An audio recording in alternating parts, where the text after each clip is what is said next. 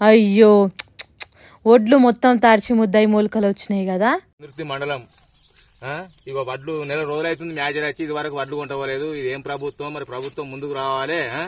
రైతులు ఇలా అకాల వర్షాలతోటి అందరు నష్టపోతుర్రు.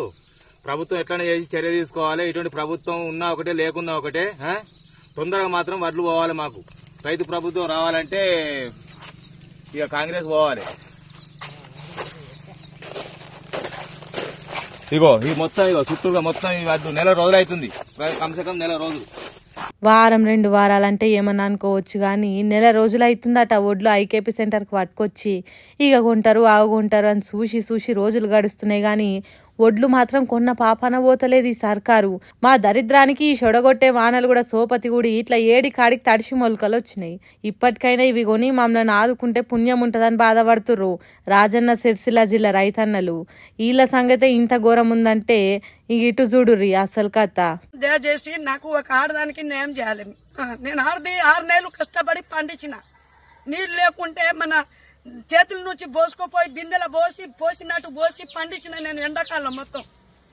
బాయిలో నీళ్ళు లేకుంటే, చెర్ల నీళ్ళు లేకుంటే దానికి ఐకేబీలో వచ్చి ఇప్పుడు నెల 15 రోజుల నుంచి నాకు అవస్థ పెడతారు వీళ్ళు ఐకేబోళ్ళు. నాదే నేను లంచం ఇవ్వలేదా అని నాది ఈడవన్నది.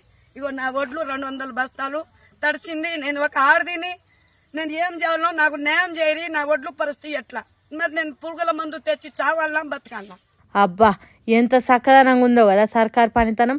ఇంటైనా లేకున్నా కూడా ఒక్కతే ఎట్లనో గట్ల కష్టపడి పంటేసి ఒడ్లు సెంటర్ కాడికి తెస్తే 45 రోజులు దాటిందట కానీ కనీసం ఒడ్ల దిక్కు మరి కూడా చూడలేదట. ఈ వాన వల్ల ఎక్కడ ఒడ్లు అక్కడ దడిచి ముద్దయినాయట. లంచాలు ఇస్తలేనందుకే గిట్లా చేస్తురని మొత్తుకుంది అమ్మ. మరి అందులో ఎంత నిజం ఉందో మనకు తెలియదు కానీ చేతికొచ్చిన పంట మాత్రం నాశనమైంది కదా. మహబూబాబాద్ జిల్లా నర్సింహులపేటలో ఇట్లుంది రైతుల సంగతి.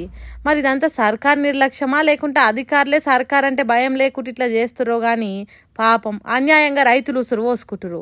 ఓసార్లు మీకు ఈ అమాయక రైతులకు అన్యాయం చేయాలని ఎట్లా అనిపిస్తుంది సార్లు? ఒక్క తానంటే ఏమన్నా అనుకోవచ్చు కానీ ఏడ చూసిన రైతుల పరిస్థితి ఇట్లనే ఉంది. వాళ్ళు మంచిగా ఉంటేనే కదా మనం కూడా చల్లగా బతికేది. జరగదా ఆలోచన చెయ్యుండ్రి అని మొత్తుకుంటుర్రు ఊర్ల పొంటి జనాలంతా.